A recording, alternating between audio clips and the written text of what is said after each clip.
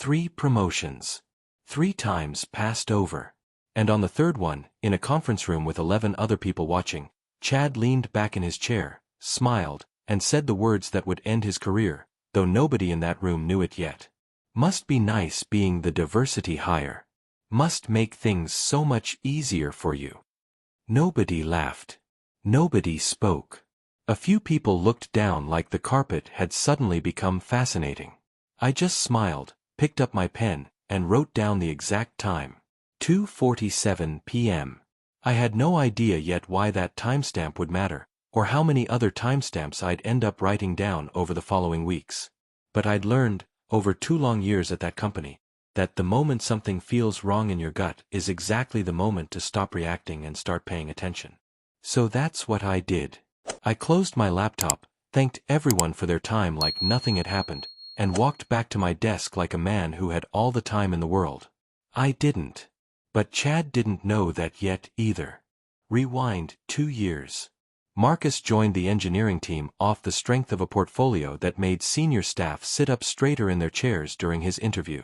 He believed, genuinely, in the meritocracy the company advertised on every recruiting slide, in every onboarding deck, in every all-hands speech about the best idea winning, no matter where it comes from. He had no reason not to believe it. His first year was a string of wins, a system redesign that saved the infrastructure team 6 figures a year, a mentorship program he built from scratch that 3 other departments copied within months. Chad joined 4 months after Marcus, on the desk right beside his. They got along fine, at first, grabbed coffee together most mornings, covered each other's on-call shifts without being asked, laughed at the same terrible jokes in stand-up. Marcus had no reason to suspect anything was wrong. He even vouched for Chad once, when a project lead questioned whether Chad was ready for a stretch assignment. Marcus told the room Chad had good instincts and just needed a chance. Which, looking back, was exactly the kind of thing that made everything after it sting so much worse. Because this is exactly how these things always start. Not with a villain twirling a mustache in the shadows. With a coworker who remembers your birthday, asks about your weekend, vouches for you when it costs him nothing, and still, somehow, ends up stepping over you every single time it actually counts. The first time Marcus was passed over, he told himself it was timing. New team, tight budget, nothing personal, these things happen. The second time, he told himself to be patient, that good work eventually gets noticed by the right people, that promotions are political everywhere and you just have to wait your turn. But the third time, after another quarter of top-tier performance reviews and another promotion handed straight to Chad, a promotion for a role Marcus had unofficially been doing the work of for 6 months, patience stopped feeling like a virtue. It started feeling like a pattern with his name specifically written into it.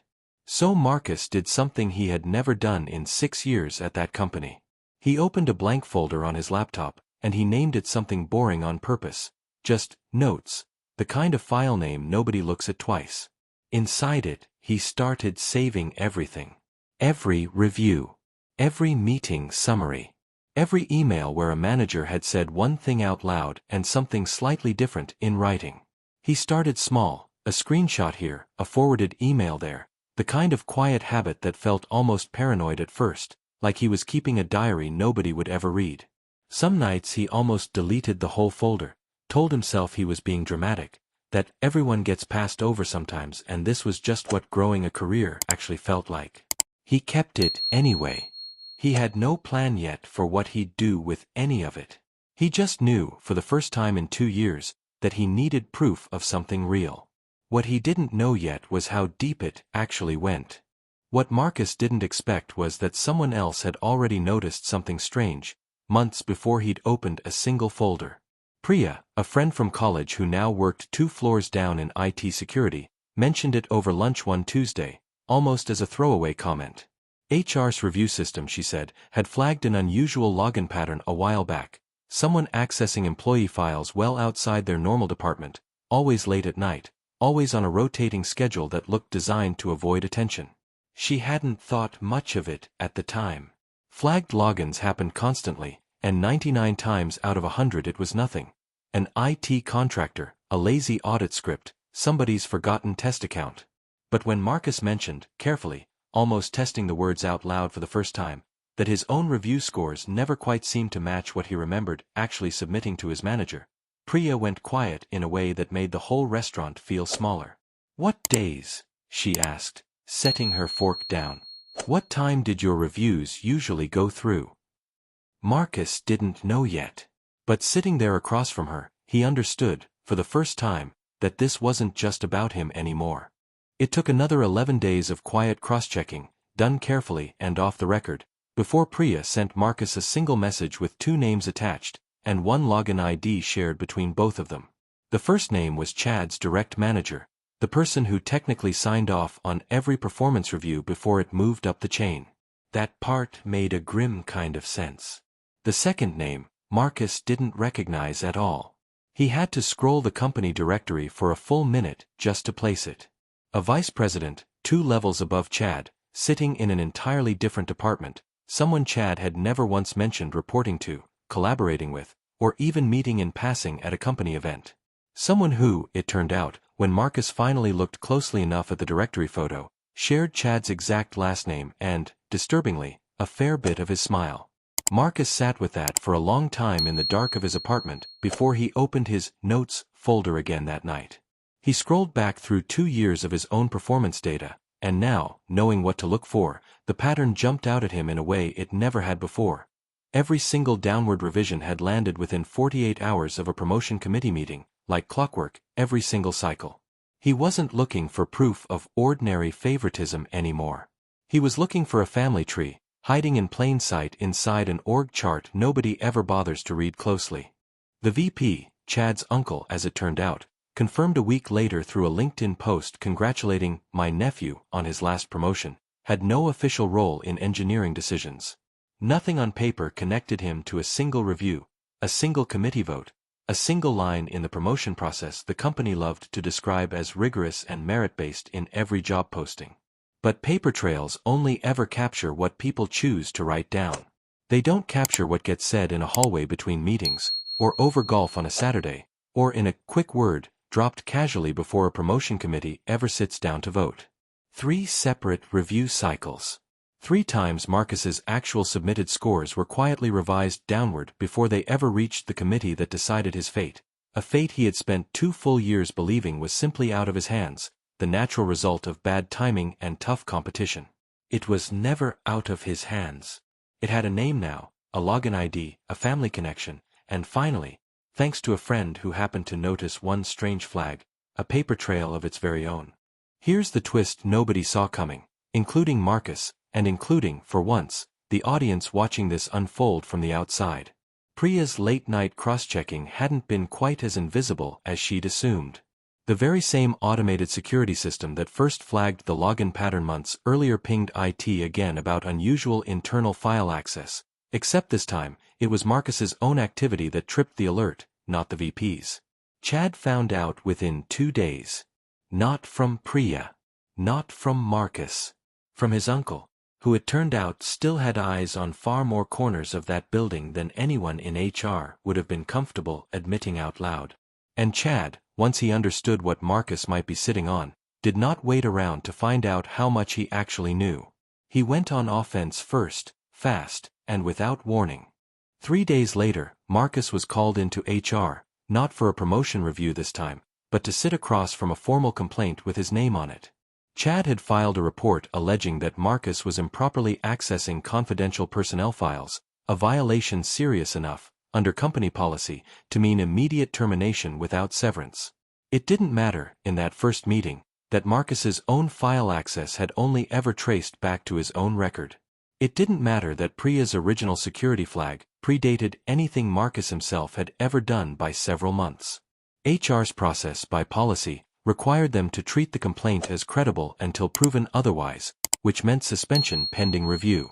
For 3 long days, Marcus sat at home not knowing whether he'd still have a job, a badge, or an income by that Friday.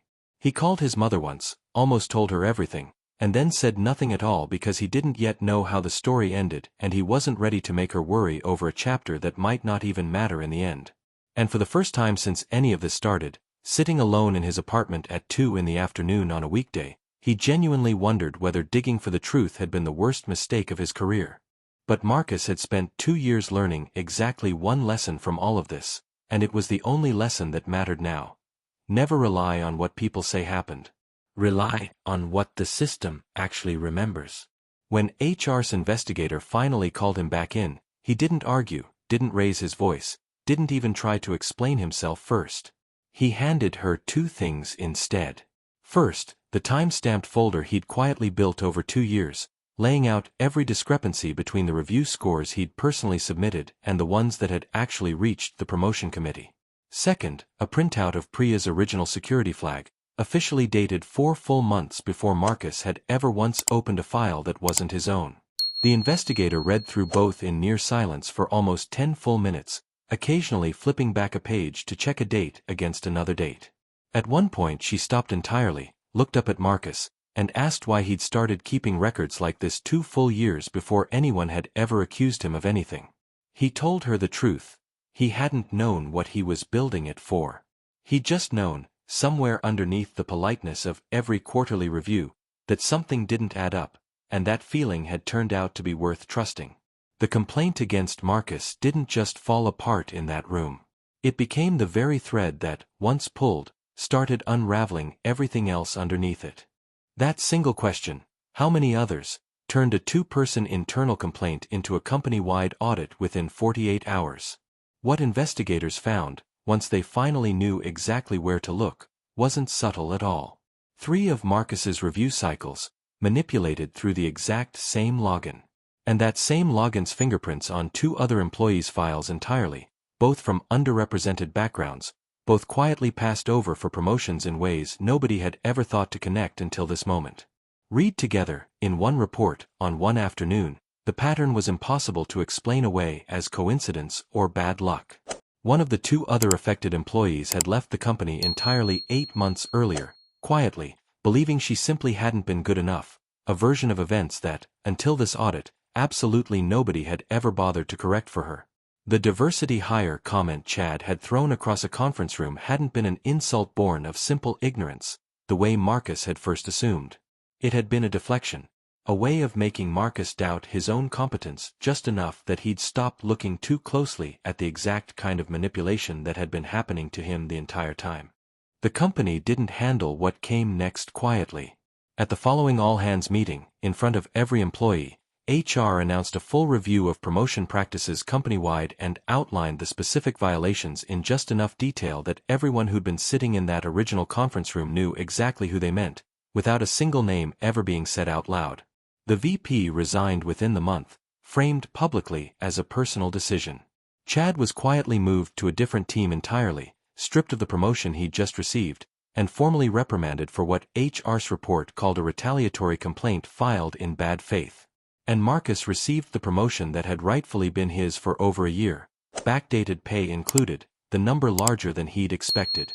But the part that actually stayed with him wasn't the money. It was 2 other employees, people he barely knew, quietly finding him afterward just to say thank you for asking the one question nobody else in that building had ever thought to ask out loud. Marcus never brought up Chad's comment again after that day, not once. Not even when people around the office practically begged him to talk about it. He didn't have to. Every time someone in that building heard the phrase, diversity hire, after that quarter, they thought of exactly one thing, a quiet folder named Notes that ended 2 careers and exposed a pattern that had been running for years, hiding in plain sight behind nothing more complicated than a shared last name nobody had ever bothered to question. Chad had asked, mockingly, in front of 11 witnesses, when reverse racism was supposed to happen to people like him. He never once expected the actual answer would be the exact day someone finally checked the paperwork properly. Turns out, when you're the one being quietly held back for 2 straight years, calling it reverse doesn't change who's really losing in the end. It just delays, for a while, how long it takes everyone else in the room to find out the truth.